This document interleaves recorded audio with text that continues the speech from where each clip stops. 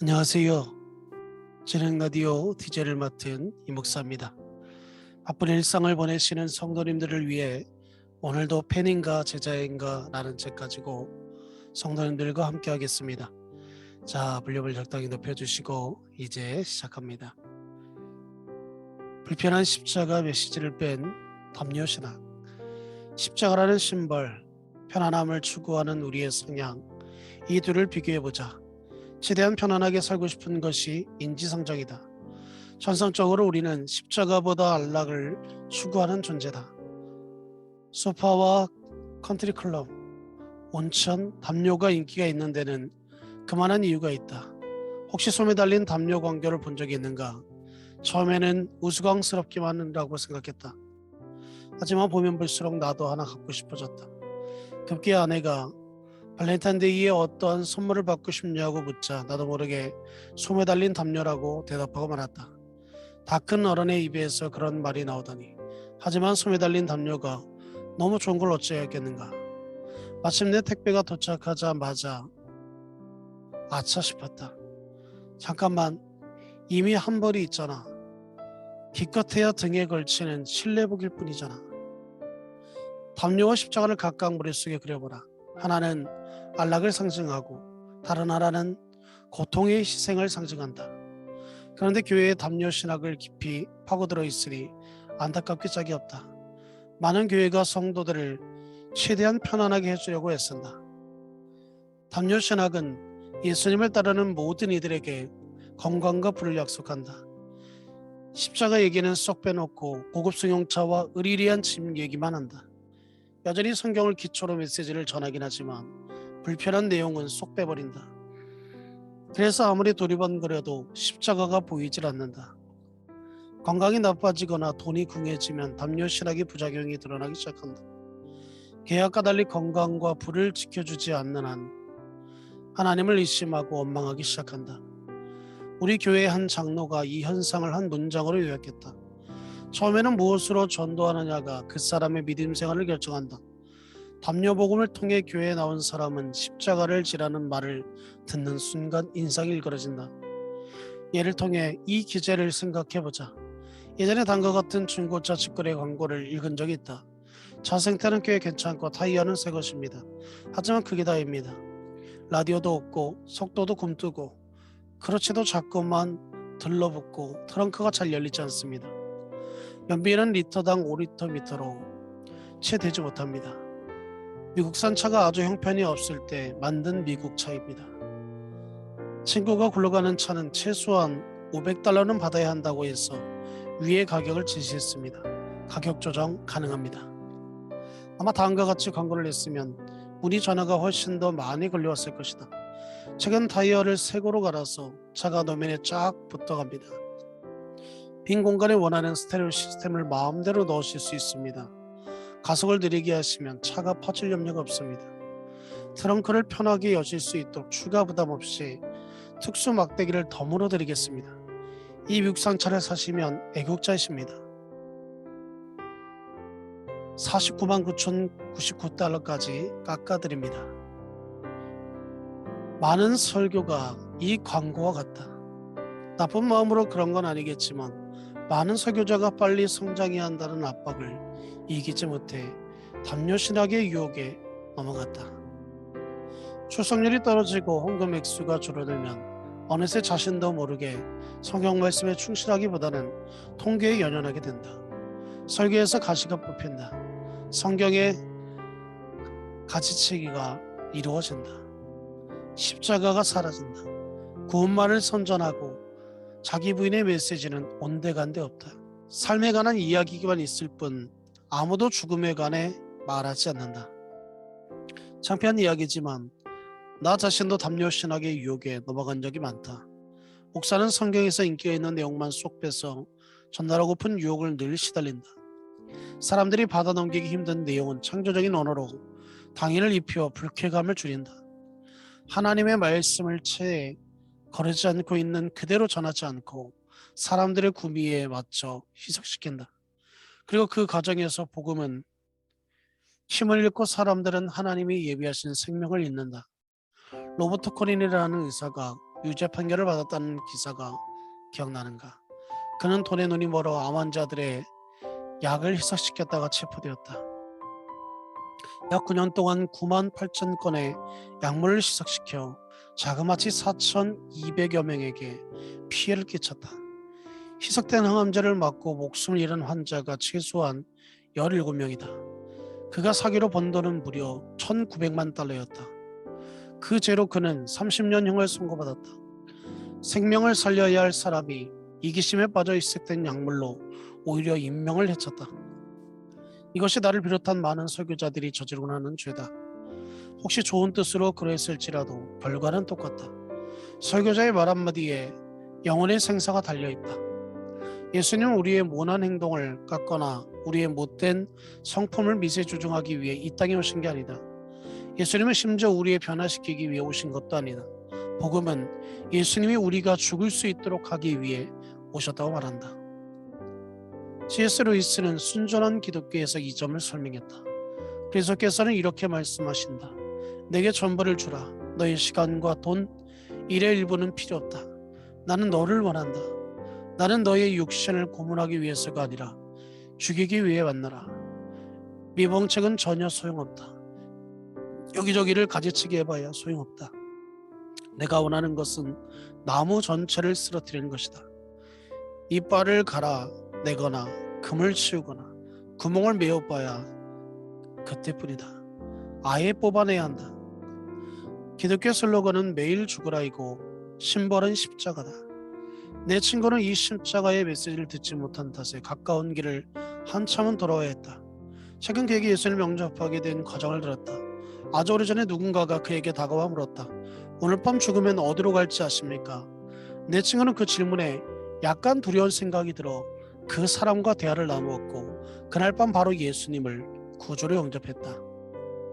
내가 기쁜 표정을 짓자 친구는 의외의 말을 덧붙였다. 문제는 내가 그날 밤에 죽지 않았다는 거네. 내가 무슨 뜻인지 몰라 머리를 긁적이자 친구는 그 사람이 한 가지 질문을 더 던졌으면 좋았을 뻔했다고 말했다. 친구는 그리스도를 영접하면 죽어서 영생을 얻는 줄만 알았지만 자기 자신이 죽어야 한다는 말은 어디에서도 듣지 못했다. 그 바람에 사람이 죽어서 천국에 가지만 죽음은 바로 지금부터 시작된다는 점을 친구가 깨닫기까지는 10년이란 긴 세월이 걸렸다. 나는 죽은 사람을 나름대로 많이 보았다. 먼저 시체실에 들어가 검시관이 들어오기를 기다렸던 적도 있다. 가족 곁에 그들의 아버지이자 남편이 마지막 숨을 내뱉는 모습을 지켜보았다.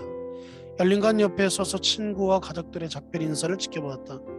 좀 기괴하게 들릴지 모르겠지만 그런 경험을 통해 죽은 사람들의 공통점 몇 가지를 발견했다. 죽은 사람은 남들의 이복에 별로 신경을 쓰지 않는다. 죽은 사람은 멋진 옷에 아무런 관심도 없다. 죽은 사람은 은행 계좌에 돈이 얼마나 들어있는지에 관심이 없다. 죽은 사람은 승진에 연연하지 않는다. 요컨대 죽음은 자신의 전부를 온전히 내려놓는 것이다. 죽으면 삶에 더 이상 미련이 없어진다.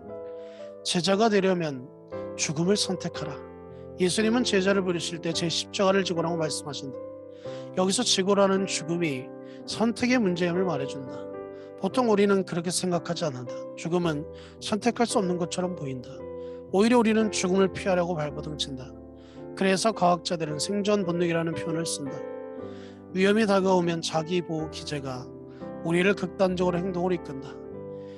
이것이 와서 죽으라는 슬로건과 십자가의 심벌이 단순히 반문화적이 아니라 반직관적인 이유다. 생존 본능에 사로잡힌 우리의 머리로는 아무리 생각해도 말이 되지 않는다. 초등학교 시절 치는 시간이면 우리는 언덕 위에 왕놀이를 하고 놀았다. 사내 아이들은 학교 뒤편에 작은 언덕에 올라 마구잡이로 서로 떠밀었다. 쉬는 시간이 끝나는 종소리가 울릴 때 언덕 꼭대기에 있는 사람이 왕이 되었다. 내 자랑을 좀 하면 4학년 때 나는 자타가 공인하는 왕이었다. 그것은 무엇보다도 덩치의 이점이 눌린 덕분입니다. 내 성장이 빨라 당시의 몸집이 지금과 얼비슷했다. 어쨌든 왕노릇은 정말 짜릿했다. 다들 아래쪽 먼지 구덩이에서 뒹구는데 너 혼자 정상에 선 기분이란 이루 말할 수 없이 좋았다. 새 학생이 전학을 온 날이 아직도 기억난다. 나보다 덩치가 또 키가 더 큰 여자였다. 처음에는 별로 걱정하지 않았다. 여자애가 왕놀이 같은 것을 하려고 하겠어. 하지만 바바라는 전학 첫날 쉬는 시간부터 풀이 먹는 순간 내 왕자가 슬슬 걱정되기 시작했다. 아니야 다를까 첫날부터 바바라는 왕놀이를 하겠다고 나섰다. 여자 참여금지법 미리 만들어 놓을 걸 두고두고 해야 된다. 바바라는 부추의 굽을 땅바닥에 박고 침을 뱉더니 다짜고짜 내게 달려들었다. 그렇게 최초의 영이 탄생했다. 여자에게 왕자를 빼앗기다니 굴욕도 그런 굴욕이 없었다. 나는 당장 담임 선생님에 달려가 이 사실을 일러바쳤다. 얼마 뒤 엄마가 찾아와 내 길을 끌고 집으로 들어갔다. 자기 유저로 밑바닥으로 내려오는 사람은 없다. 다들 정상에 오르려고 핥히고 꼬집고 난리를 친다. 밑바닥으로 내려가는 것은 억지로 끌려 내려갈 때뿐이다. 우리는 왕의 칭호를 기꺼이 내려놓는 법이 결코 없다. 하지만 안왕의 왕은 갈보리라는 언덕 위에서 생명을 내려놓으면서 우리에게도 그 본을 따르라고 말씀하신다. 흔히 쓰시는 짊어져야 할 십자가라는 표현은 원치 않게 찾아온 시련이나 무거운 책임을 지칭하는 수거다. 하지만 그리스도의 제자에게 십자가는 억지로 지는 것이 아니라 원해서 지는 것이다. 요한복음 10장 18절에서처럼 예수님이 먼저 그 본을 보여주셨다. 이는 내게서 뺏을 자가 있는 것이 아니라 내가 스스로 버리니라. 날마다 자신에 대해 죽어라. 예수님은 제 십자가를 지라라고 말씀하신다. 그런데 바로 앞에 날마다를 빼먹고 읽은 사람이 너무나도 많다. 하지만 이 단어 하나를 넣어야 비로소 예수님의 초대가 완성된다. 날마다 제 십자가를 지고 날마다 우리는 자신에 대해 죽고 그리스도를 위해 살겠노라 결심해야 한다. 자신을 죽이는 것은 한 차례의 결심이 아니다. 매일같이 죽고 또 죽어야 한다. 이것이 자기 부인에서 가장 어려운 부분이다. 우리 인생을 $100로 생각해보자. 자신에 대해 죽는 것이 $100를 한번 내려놓고 나는 일회성사건이라고 생각하면 오산이다. 물론 $100를 내어놓는 순간은 더없이 귀하다. 구원의 순간은 우리 인생에서 가장 중요한 순간이다. 하지만 예수님을 따르는 것이 한 차례의 결심이라고 말하는 사람은 결혼식이 끝나자마자 다 끝났으니 이젠 옛삶으로 돌아가야지 라고 말하는 신랑과 같다. 결혼식이 결혼 생활의 전부는 아니다. 하나님께 $100를 한번 드리고 마는 게 아니라 $100를 하나님의 것으로 선포한 뒤에 그것을 잔돈으로 받고 매일 동전을 하나씩 드리는 것이 제자의 삶이 아닐까 싶다. 우리는 매일 죽어야 한다. 구체적으로 어떻게 하는 것이 매일 죽는 것일까? 점심시간에 사무실 건너편에 있는 노숙자 쉼터를 찾아가 식사 봉사를 하는 건 어떨까? 이웃과 만나 대화할 기회가 생기면 이번에는 쓸데없는 잡담만 하지 말고 예수님 이야기를 살짝 꺼내보는 건 어떨까? 금년휴가 때는 아이들과 디즈니 월드 대신 도미니카 공화국에 가서 매일 수백 명의 아이들이 유일한 끼니를 때우러 찾아오는 급식소에서 자원봉사를 하는 건 어떨까? 빈방의 침대를 보며 가난한 국가의 구하를 데려올지 고민하고 하나님께 여쭙는 건 어떨까? 바람피운 아내를 용서하고 다시금 사랑해주면 어떨까? 지금 잠시 시간을 내어서 어떤 식으로 매일 십자가를 지고 자신에 대해 죽을지 고민하고 노트에 써보라. 매일 죽어야만 예수님을 진정으로 따른다고 말할 수 있다. 예수님을 따르기가 말처럼 쉽지 않다며 한숨을 쉬는 사람이 많다.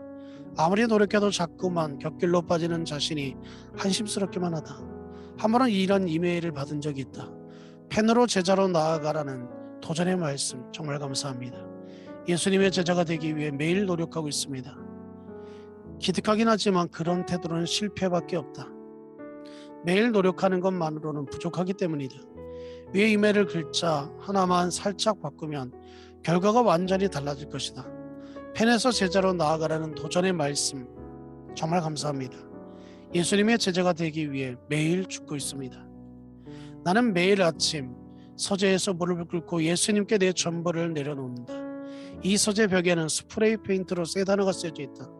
고린도전서 15장 31절에서 바울이 한 말이다. 나는 날마다 죽노라. 날마다. 이것이 십자가를 지는 삶에도 가장 어려운 부분이다. 아침마다 우리는 주님의 은혜로 십자가를 지고 죽어야 한다. 매일 아침 제단 앞에 돌아가 자신을 내어놓아야 한다. 이것이 누가복음 9장 23절에 기록된 주님의 초대다. 하지만 바로 다음 구절에서 놀라운 반전이 우리를 기다리고 있다. 누구든지 제 목숨을 권하고자 하면 잃을 것이요 누구든지 나를 위하여 제 목숨을 잃으면 구원하리라. 자신이 죽어야만 진정한 생명을 찾을 수 있다. 자신의 삶을 내려놓을 때 비로소 그리스도 안에서 참된 삶을 발견한다. 경험해 본 사람은 예수님의 이 말씀을 이해하리라. 하지만 펜에게는 황당무계한 헛소리일 뿐이다. 그래서 고린도서 1장 18절에서 바울은 이렇게 말한다.